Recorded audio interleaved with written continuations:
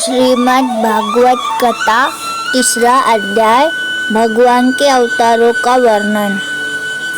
श्री सूत जी कहते हैं, सृष्टि के आदि में भगवान ने लोकों के निर्माण की इच्छा की।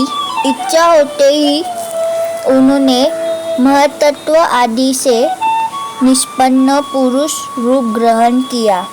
उसमें 10 इंद्रियां, 1 मन और 5 भूत, ये 16 कलाएं थी।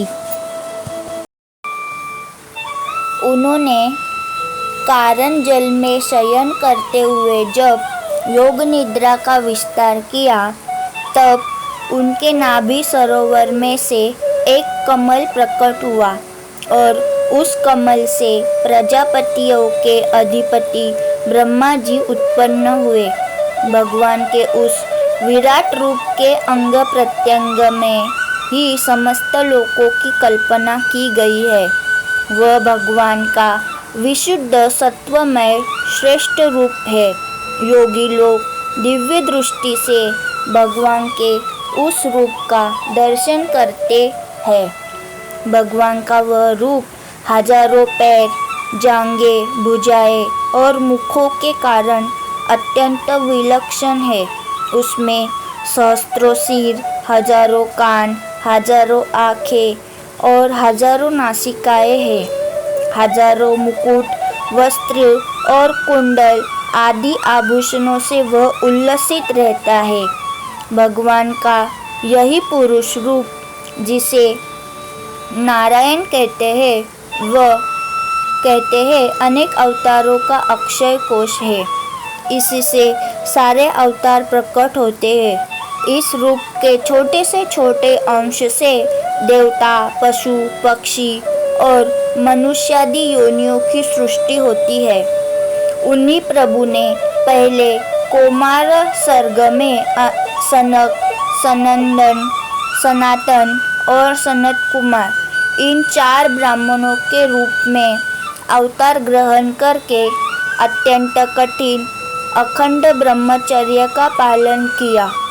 दूसरी बार इस संसार के कल्याण के लिए समस्त यज्ञों के स्वामी उन भगवान ने ही रसातल में गई हुई पृथ्वी को निकाल लाने के विचार से शुक्र रूप ग्रहण किया। ऋषियों के सृष्टि में उन्होंने देवर्षि नारद के रूप में तीसरा अवतार ग्रहण किया और सात्वत तंत्र का, जिसे नारद पांचरात्र कहते हैं, उपदेश किया। उसमें कर्मों के द्वारा किस प्रकार कर्म बंधन से मुक्ति मिलती है, इसका वर्णन है।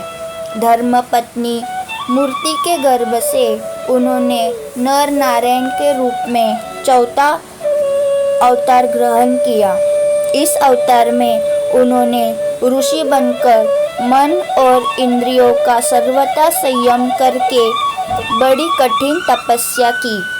5वें अवतार में वे सिद्धों के स्वामी कपिल के रूप में प्रकट हुए और तत्वों का निर्णय करने वाले सांख्य शास्त्र का, जो समय के फेर से लुप्त हो गया था, आसुरी नामक ब्राह्मण को उपदेश किया।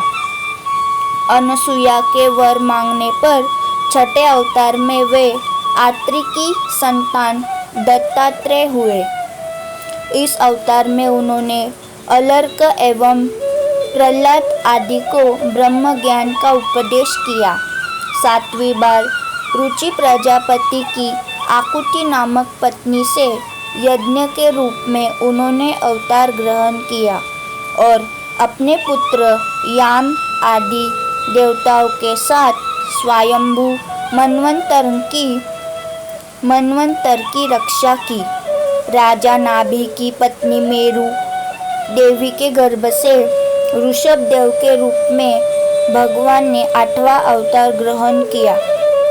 इस रूप में उन्होंने परमहंसों का वह मार्ग, जो सभी आश्रमियों के लिए वंदनीय है, दिखाया।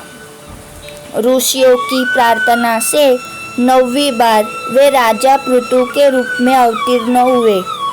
शौनक आदि ऋषियों इस अवतार में उन्होंने पृथ्वी से समस्त औषधियों का दोहन किया।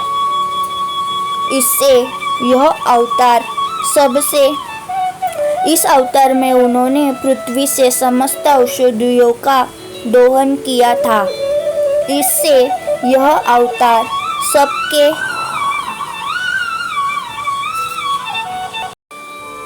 सबके लिए बड़ा ही कल्याणकारी हुआ। चाक्षुष मनवंतरण के अंत में जब सारी त्रिलोकी समुद्र में डूब रही थी, तब उन्होंने मत्स्य के रूप में 10वां अवतार ग्रहण किया और पृथ्वी रूपी नौका पर बैठाकर अगले मनवंतर के अधिपति वैवस्वत मनु की रक्षा की। जिस समय देवता और दैत्य समुद्र मंथन कर रहे थे, उस समय 11वां अवतार धारण करके कच्छप रूप से भगवान ने मंदराचल को अपनी पीठ पर धारण किया।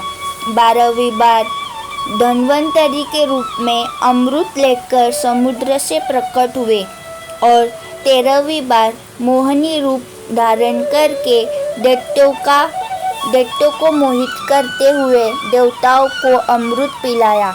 14वें अवतार में उन्होंने नरसिंह रूप धारण किया और अत्यंत बलवान दैत्यराज हिरण्यकशिपु की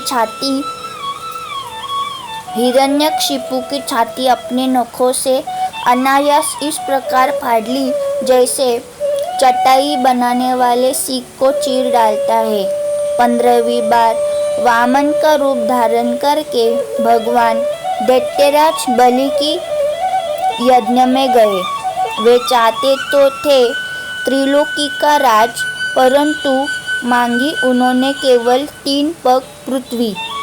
16वें अवतार में 16वें परशुराम अवतार में जब उन्होंने देखा कि राजा लोग ब्राह्मणों के द्रोही हो गए हैं, तब क्रोधित होकर उन्होंने पृथ्वी को 21 बार क्षत्रियों से शून्य कर दिया। इसके बाद 17वें अवतार में सत्यवती के गर्भ से पराशर जी के द्वारा वे व्यास के रूप में अवतीर्ण हुए। उस समय लोगों की समझ और धारणा शक्ति कम देखकर आपने वेद रूप वृक्ष की कई शाखाएं बना दी। 18वीं बार देवताओं का कार्य संपन्न करने की इच्छा से उन्होंने राजा के रूप में रामावतार ग्रहण किया और सेतु बंधन, रावण वध आदि वीरतापूर्ण बहुत सी लीलाएं की। 19वें और 20वें अवतारों में उन्होंने यदुवंश में बलराम और श्री कृष्ण के नाम से प्रकट होकर पृथ्वी का भार उतारा। उसके बाद कलियुग आ जाने पर मगध देश बिहार में देवताओं के द्वेषी दैत्यों को मोहित करने के लिए अर्जुन के पुत्र रूप में आपका बुद्धावतार होगा। इसके भी बहुत पीछे जब कलियुग का अंत समीप होगा और राजा लोग प्राय लुटेरे हो जाएंगे, तब जगत के रक्षक भगवान विष्णु यश नामक ब्राह्मण के घर कल के रूप में अवतीर्ण होंगे। शौनकादिक ऋषियों जैसे अगाध सरोवर से हजारों छोटे छोटे नाले निकलते हैं, वैसे ही सत्वनिधि भगवान श्री हरि के असंख्य अवतार हुआ करते हैं। ऋषि मनु, देवता, प्रजापति, मनुपुत्र और जितने भी महान शक्तिशाली हैं, वे सबके सब भगवान के ही अंश हैं। ये सब अवतार तो भगवान के अंशावतार अथवा कलावतार है, परंतु भगवान श्री कृष्ण तो स्वयं भगवान अवतारी ही है, परंतु भगवान श्री कृष्ण तो स्वयं भगवान ही है। जब लोग दैत्यों के अत्याचार से व्याकुल हो उठते हैं, तब युग युग में अनेक रूप धारण करके भगवान उनकी रक्षा करते हैं। भगवान के दिव्य जन्मों की यह कथा अत्यंत गोपनीय रहस्यमयी है। जो मनुष्य एकाग्र चित्त से नियम पूर्वक सायंकाल और प्रातःकाल प्रेम से इसका पाठ करता है, वह सब दुखों से छूट जाता है। प्राकृत स्वरूप रहित चिन्मय भगवान का जो यह स्थूल जगदाकार रूप है, यह उनकी माया के महतत्वादी गुणों से भगवान में ही कल्पित है। प्राकृत स्वरूप रहित चिन्मय भगवान का जो यह स्थूल जगदाकार रूप है, यह उनकी माया के महतत्वादी गुणों से भगवान में ही कल्पित है। जैसे बादल वायु के आश्रय रहते हैं और धूसरपना धूल में होता है, परंतु अल्पबुद्धि मनुष्य बादल को आकाश में और धूसरपने का वायु में आरोप करते हैं। वैसे ही अविवेकी पुरुष सबके साक्षी आत्मा में स्थूल दृश्य रूप जगत का आरोप करते हैं। वैसे ही अविवेकी पुरुष सबके साक्षी आत्मा में स्थूल रूप दृश्य जगत का आरोप करते हैं।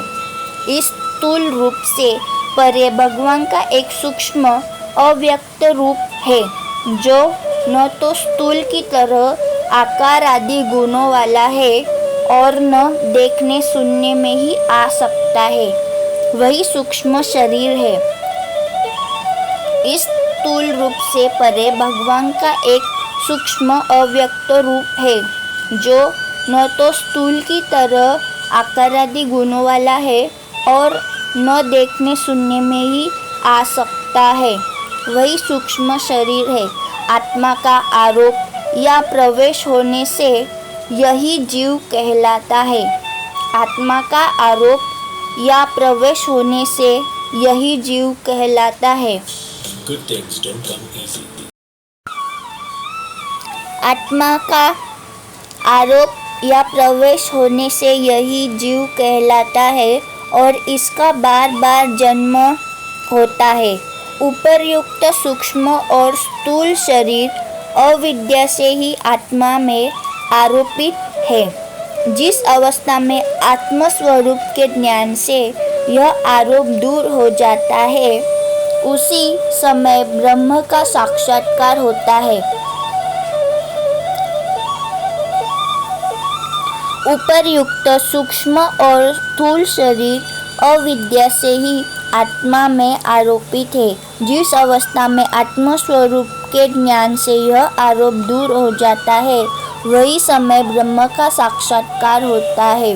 तत्वज्ञानी लोग जानते हैं कि जिस समय यह बुद्धि रूपा परमेश्वर की माया निवृत्त हो जाती है, उस समय जीव परमानंदमय हो जाता है और अपनी स्वरूप महिमा में प्रतिष्ठित होता है।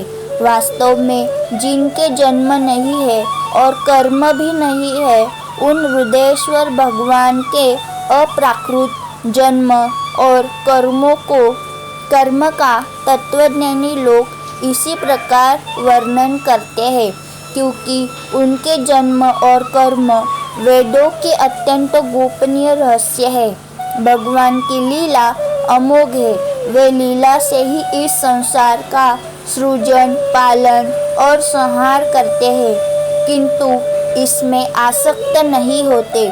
प्राणियों के अंतःकरण में छिपे रहकर ज्ञानेंद्रिय और मन के नियंता के रूप में उनके विषयों को ग्रहण भी करते हैं, परंतु उनसे अलग रहते हैं। वे परम स्वतंत्र हैं। ये विषय कभी उन्हें लिप्त नहीं कर सकते। जैसे अनजान मनुष्य जादूगर अथवा नट के संकल्प और वचनों से की हुई करामतों को नहीं समझ पाता, वैसे ही अपने संकल्प और वेदवाणी के द्वारा भगवान प्रकट किए।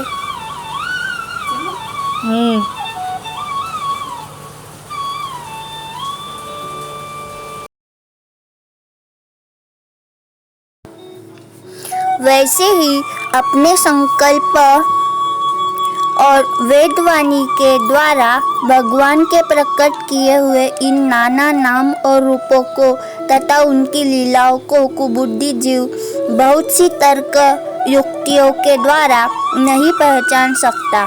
चक्रपाणि भगवान की शक्ति और पराक्रम अनंत है, उनकी कोई ताह नहीं पा सकता। वे सारे जगत के निर्माता होने पर भी उससे सर्वथा परे है। उनके स्वरूप को अथवा उनकी लीला के रहस्य को वही जान सकता है जो नित्य निरंतर निष्कपट भाव से उनके चरण कमलों की दिव्य गंध का सेवन करता है, सेवा भाव से उनके चरणों का चिंतन करता रहता है। शौनकादिक ऋषियों, आप लोग बड़े ही सौभाग्यशाली तथा धन्य हैं जो इस जीवन में और विघ्न बाधाओं से भरे इस संसार में समस्त लोकों के स्वामी भगवान श्री कृष्ण से वह सर्वात्मक आत्मभाव, वह अनिर्वचनीय अनन्य प्रेम करते हैं जिससे फिर इस जन्म मरण रूप संसार के भयंकर चक्र में नहीं पड़ना होता। भगवान वेदव्यास ने यह वेदों के समान भगवत चरित्र से परिपूर्ण भागवत नाम का पुराण बनाया है। उन्होंने इस श्लाघनीय कल्याणकारी और महान पुराण को लोगों के परम कल्याण के लिए अपने आत्मज्ञानी शिरोमणि पुत्र को ग्रहण कराया। इसमें सारे वेद और इतिहासों का सार संग्रह किया गया है। सुखदेव जी ने राजा परीक्षित को यह सुनाया। उस समय वे परमर्शियों से घिरे हुए आमरण अनशन का व्रत लेकर गंगा तट पर बैठे हुए थे। भगवान श्री कृष्ण जब धर्म, ज्ञान आदि के साथ अपने परम धाम को पधार गए, तब इस कलयुग में जो लोग अज्ञान रूपी अंधकार से अंधे हो रहे हैं, उनके लिए यह पुराण रूपी सूर्य इस समय प्रकट हुआ है। शौनकादिक ऋषियों, जब महातेजस्वी श्री सुखदेव जी महाराज वहाँ इस पुराण की कथा कह रहे थे, तब मैं भी वहाँ बैठा था। वही मैंने उनकी कृपापूर्ण अनुमति से इसका अध्ययन किया। मेरा जैसा अध्ययन है और मेरी बुद्धि ने जिस प्रकार इसको ग्रहण किया है, उसी के अनुसार इसे मैं आप लोगों को सुनाऊंगा। इस प्रकार प्रथम स्कंद का 3रा अध्याय समाप्त हुआ। जय श्री कृष्ण।